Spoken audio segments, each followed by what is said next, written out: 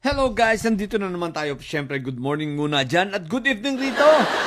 At ito, pag-usapan natin ang mangyayari, ang kinabukasan nitong si Kibulok at tsaka mga kasamahan niya matapos mag-request ng extradition ang US, no? At ito, napakinggan natin ang interview kahapon ng abogado nitong mga biktima nitong si Kibulok, At maganda ang mga sinabi. Ito rin ay naitanong ko kung ano baga ang kung ano rin ang damdamin ng ibang mga tao. Diyan lalo sa Davao area, tinanong ko sa ating puting kabayo. At iisa rin ang sinabi niya sa akin. Ang sabi nga ng puting kabayo sa atin, dun sa mga complainant at mga kamag-anak nito, talagang sila mismo ay gustong-gusto na itong si Kibulok ay maibiyahe, ma-extradite na papunta sa US, sa mga kadahilanan na ating pag-uusapan. Okay? So, sige. Eto, let's go. Pag-usapan na natin. Guys, kung napanood or napakinggan ninyo ang interview kahapon dito sa abogado nitong biktima ni Kibulok, aba. Sila mismo, talagang payag na sila. Payag sila na itong si Kibulok ay ma-extradite, doon sa ikalawang kondisyon o ikalawang option na pwedeng gawin ng gobyerno or mismong pwedeng gawin ni PBBM, Una nga, syempre, pwede itong ipadala, extradite na, sa pamamagitan ng treaty. So, nasa batas naman natin to, nasa constitution. So, pwede ipapadala ron. At ang pangalawa, habang ipinadala ron, pwede itong maging temporary. Ibig sabihin, pagkatapos nakakasuhan ron, at pwedeng ituloy pa rin ang kaso rito, di ba ga? So, ibig sabihin, hindi natatapos sa US ang kaso niya, kundi may kaso pa rin siya rito kahit siya ay na-extradite. At anytime, pwede siyang ibalik dito para naman harapin ang kanyang mga kaso rito, di ba ga?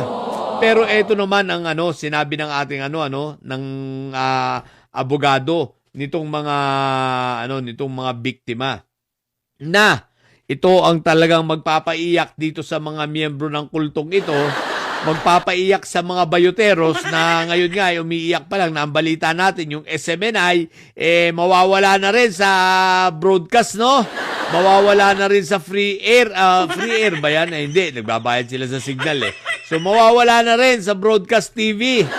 Bakit ka mo? Dahil nga mukhang tatanggalin na ng signal. So talagang sila ay sa social media na. Anyway, may nanonood pa ba rito? Baka kaya tatanggalin ng signal kasi wala naman nanonood na. Di ba? O kumbaga hindi bumebenta, walang lakas, di ba? So tsaka at the same time, siguro nakikita nila na kita mo yung mga host dito, puro bobo. Andyan yung bayoteros, bobo na mga hindi pa naliligo. Di ba ka? So sabi nila, teka, pumapangit yung image natin. Ang pangit tingnan sa itsura na mga ito sa TV, Kahit pagbali-balik ta rin mo ang mundo, kahit paliguan mo ito ng mga ito ng Clorox, yung mga host ng bayoteros, kahit paliguan mo ng Clorox yan, mukhang mabaho pa rin. Paano ba naman inborn naman dyan ang pagiging dugyot sa mga yan? Diba? Kaya shoutout sa mga bayoteros na mga inborn ng pagiging dugyot. Kahit paikot-ikutin nyo, kahit anong gawin ninyo sa social media o sa broadcast TV, wala talaga, dugyot talaga kayong tingnan. So yun, kaya shoutout So nag-iiyakan talaga kayo at itong si Kibulok, talagang pag ito ay nadala na sa US, wala na itong mga ito lalo pang magagawa. Sapagkat dito nga naman, ang sabi ng abogado, pabor na rin sila sapagkat tingin naman nila, masesentansya nito sa US. At the same time, to be fair with those complainants na mga kababayan din natin, na nasa US, para mabigyan din sila ng justice. Because ang sabi nga nitong abogado, yun din ang pananaw ng kanyang kliyente, na kapag nahatulan si Kibulok sa US, kumbaga para sa kanila, justice na rin yun, At the same time kasi, hindi may impluwensyahan ang US ng mga external forces, Kagaya ng mga nandirito sa Pilipinas. Hindi sila kayang impluwensyahan dahil yung mga KOJC, wala na, basag na. Dito sa Pilipinas, basag na rin naman. Kaya lang, pilit pa rin naman silang gumagawa ng impluwensya at nagsusumiksik, ipinipilit ang sarili na para syempre, kahit papano, si Kibulok, malusutan ang mga kasong yan. Syempre, pinipilit pa rin nila, lalo na pag nagpalit ang mga ilang administrasyon, di ba? Patagalin lang ang kaso dyan, magpalit ng administrasyon at hindi pa nahahatulan si Kibulok, baka magbago ang ihip ng hangin. Di ba? Kaya may katwiran, mas maganda nga naman dahil sa US, ito'y hindi naiimpluwensyahan. Di ba? So talagang si Kibulok ay may tsansa na mahatulan rito at may tulong. So yan. Kaya ngayon, naghihintay na lang tayo ng mga ilang araw na lang siguro or linggo ang hinihintay natin at magdidesisyon ang Pangulo rito. At sana ang desisyon ng ating Pangulo extradite na ito. Sapagkat ako'y naniniwala na ang DOJ naman ay kinausap na at kinuha ang damdamin nitong complainants ni Kibulok, no? Ang kanila talagang payag sila. Okay sa kanila yon. Nasabi nga nila kung sakali na hindi naman mahatulan si Kibulok sa US, which is medyo malabo yon, malabo pa sa sabaw ng pusit, pwede naman siyang ibalik rito para ipagpatuloy ang trial dito. Kung mahatulan naman siya ron, doon na mamamatay yon, no? Doon na magiging magiging mailalagay sa garapon. At least, di ba? Yung garapon nila galing US. Ay, hindi pala. Baka ang garapon na lalagyan made in China rin. Parang si Fentaboy, made in China ang garapon.